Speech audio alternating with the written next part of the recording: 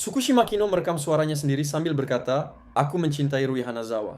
Pada saat yang sama, seorang siswa tanpa sengaja menabrak Tsukasa Domyoji. Tsukasa langsung tersulut emosi, menangkap siswa itu, dan mendorongnya ke dinding. Di dekat pintu darurat, Tsukushi dan Rui sedang berbincang ketika Shizuka Todo memanggil Rui. Ia menaiki tangga sambil memberitahu tentang pemotretan yang ingin ia hadiri bersama Rui. Setelah Rui menyetujui ajakannya, Shizuka menoleh ke Tsukushi dan mengundangnya ke pesta ulang tahunnya. Tsukushi ragu, teringat pesta buruk yang pernah ia hadiri atas undangan Yuriko Asai.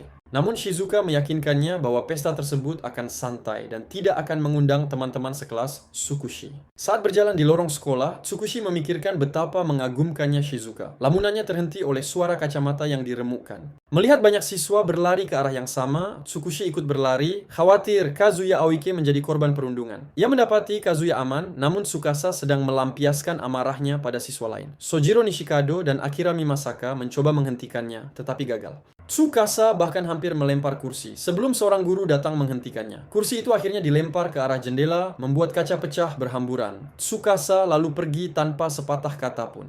Tsukushi yang terguncang berkata pada Kazuya, "Aku belum pernah melihat dia seperti itu." Saat hendak pulang, Kazuya mengingatkannya tentang PR fisika, membuat Tsukushi kembali ke pintu darurat untuk mengambil bukunya yang tertinggal. Di sanalah ia bertemu Tsukasa. Ia langsung merasa gelisah karena tatapan Tsukasa masih dipenuhi amarah. Saat Tsukushi hendak pergi, suara dari perekamnya terdengar, "Aku mencintai Rui Hanazawa." Tsukasa memegang alat itu. Dengan marah, ia menyudutkan Tsukushi ke dinding dan menuduhnya telah mempermalukannya. Tsukushi mengancam akan berteriak, tetapi Tsukasa mengatakan tidak akan ada yang datang menolong. Tsukushi membalas dengan berteriak dan melawan hingga Tsukasa memukul dinding untuk melampiaskan emosinya. Tsukushi berhasil melepaskan diri dan berlari sambil berteriak meminta tolong. Namun ia terjatuh dan Tsukasa segera menyusulnya. Ia mencoba menjauh sambil memintanya berhenti, tetapi Tsukasa menahannya. Tsukushi terus melawan, membuat Tsukasa menahan kedua lengannya dan mencium bibirnya secara paksa selama beberapa detik. Tsukasa menurunkan bibirnya ke leher Tsukushi dan menarik dasinya. Sambil menangis, Tsukushi memohon agar ia berhenti.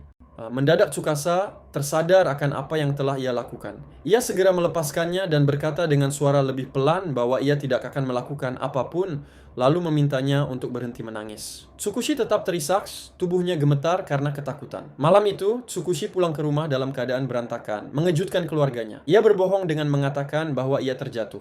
Di kamarnya, ia terus memikirkan apa yang sebenarnya terjadi pada Tsukasa hingga membuatnya bertindak sejauh itu. Ia menangis mengingat rasa takut yang masih tersisa.